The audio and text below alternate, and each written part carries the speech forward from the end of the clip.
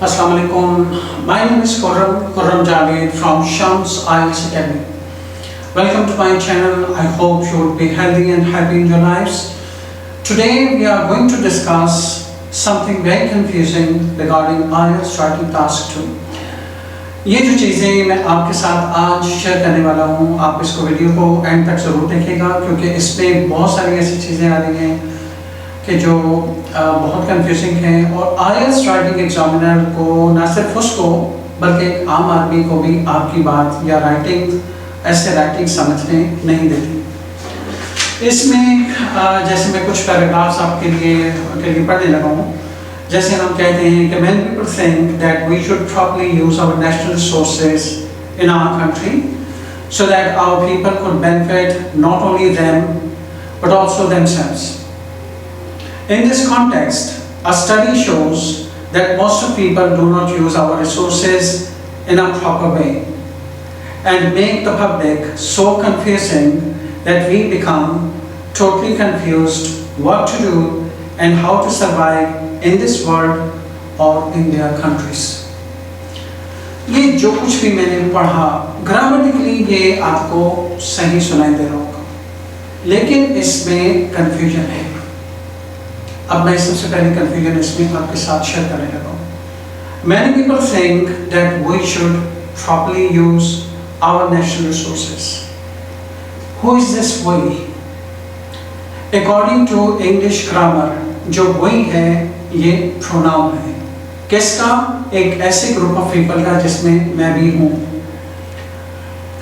Paragraph شروع ہو رہا ہے many people think that we should، تو یہ وہی کون ہے؟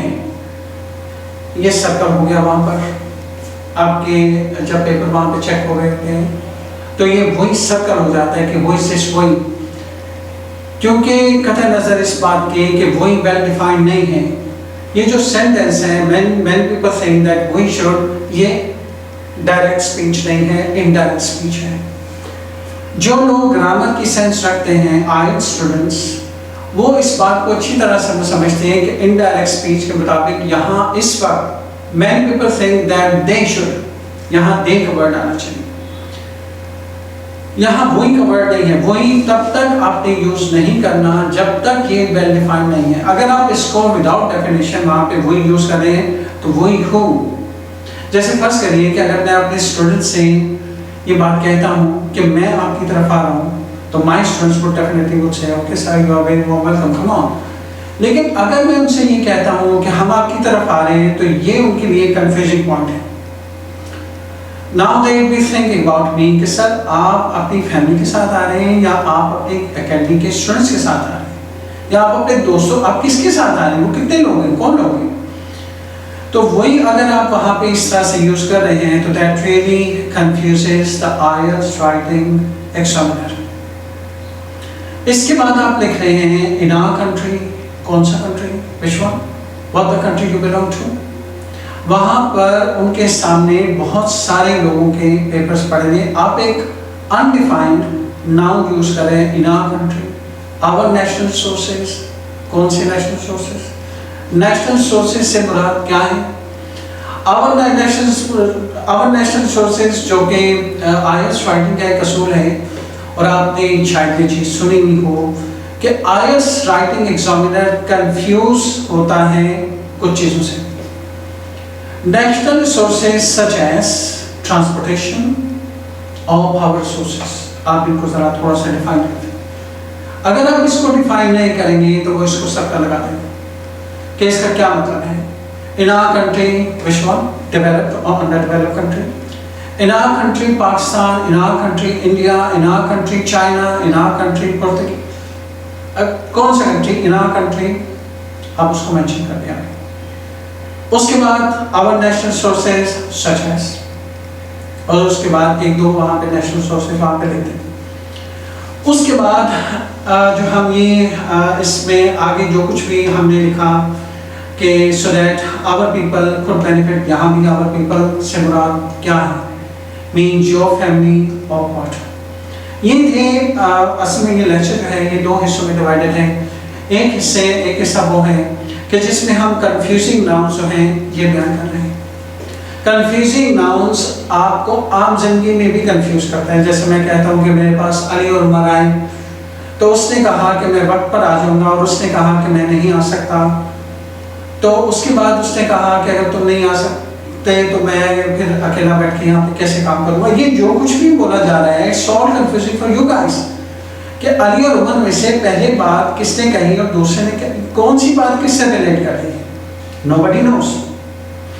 یہ میں عام سپیچ کی بات کر رہا ہوں.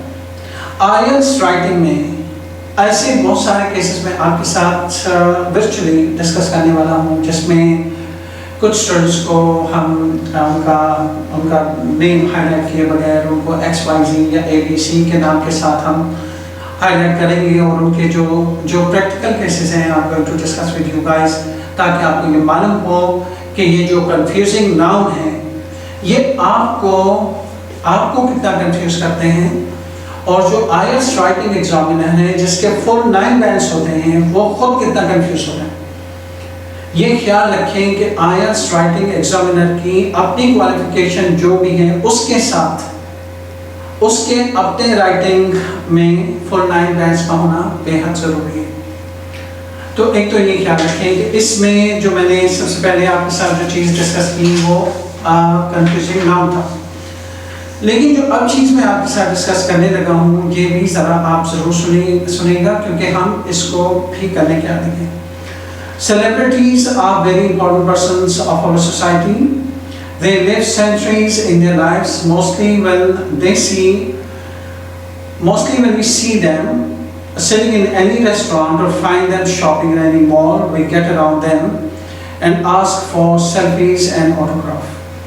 Other people also feel attraction towards them, but they do not feel irritated and mostly respond them in a friendly way. But I think they should not disturb them and take care of their private lives.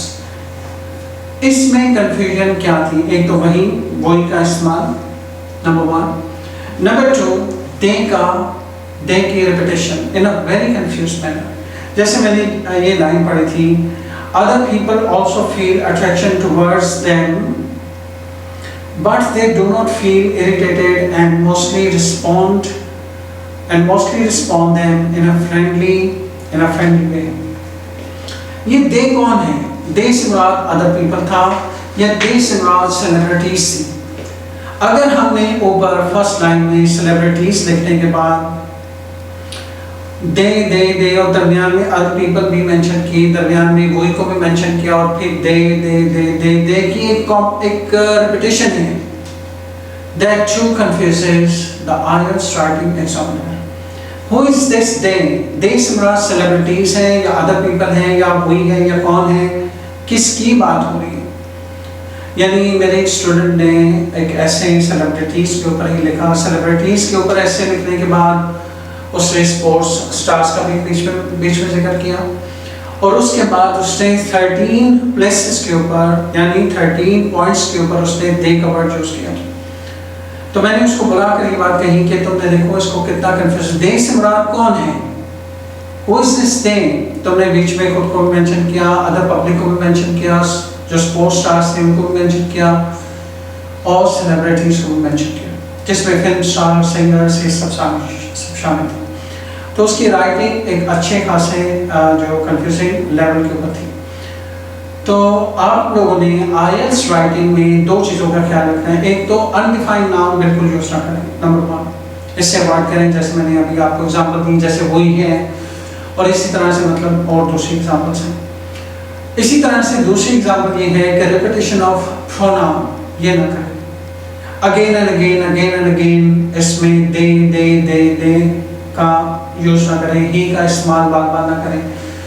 یہ خیال رکھیں کہ celebrities اگر اوپر آپ نے لکھا ہے تو دیز فیمس پیپل آپ اس کو دوبارہ مینشن کر دیں 1 سے 2 لائنس کے بعد تاکہ اس کی کنٹینیوٹی یا اس کا ایک ریفرنس ریڈنگ میں جب وہ آپ کا ایسے ریڈ کر رہا ہو تو اس کو واضح طور پر یہ چیز نظر آ رہی ہے.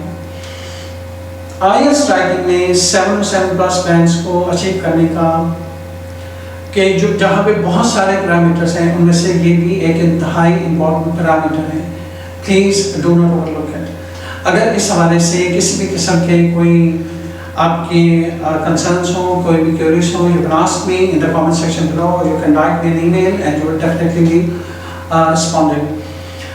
یہ خیال رکھیں کہ IELTS رائٹنگ کے جو پیٹرنس ہیں, I will definitely share with you guys with these lectures, with these trays جو میں نے آپ کے ساتھ, جو اسٹیٹمنٹس میں نے آپ کے ساتھ شیئر کی. Confusing noun and repetition of the noun, I will definitely share some of the writing essays with you guys so that you could learn کہ یہ کتنا جو ہے الجھا دینے والا ایسے ہم اکثر بات لکھتے ہیں. ایسے رائٹنگ کے حوالے سے میں صرف آپ سے اتنا کہوں گا کہ IELTS رائٹنگ کی جو ٹائپس ہیں ان میں letter writing, story writing, email writing, letter writing, memo writing اور ایسے رائٹنگ ہے. چلیں ای میل رائٹنگ تو ہم کر لیتے ہیں. لیٹرز ہم نے کتنے لکھے ہیں, یو بیٹر نو. کہانیاں ہم نے کتنی لکھی, you absolutely are very great. ہم نے کبھی کوئی امیجنیٹیو کسی گھوسٹ یا کوئی فیری ٹیل بھی نہیں لکھی. بچوں کے لیے بھی کوئی کہانی خود سے نہیں لکھی. ایسے ہم روٹ لرننگ کے ساتھ لکھا کرتے تھے, اور آج بھی بہت سارے اسٹوڈنٹس ریچول کے عادی ہیں. تو آپ نے یہ خیال رکھنا ہے کہ آپ نے ایسے رائٹنگ کا جو آرٹ ہے یہ ضرور سیکھنا ہے. I will see you in my next video very soon, and I'll be waiting for your response in the comment section below or through my emails. Until then, take very good care of yourself, and please do not forget to subscribe my channel and hit the bell notification button. Take good care of yourself, okay? Assalamu alaikum.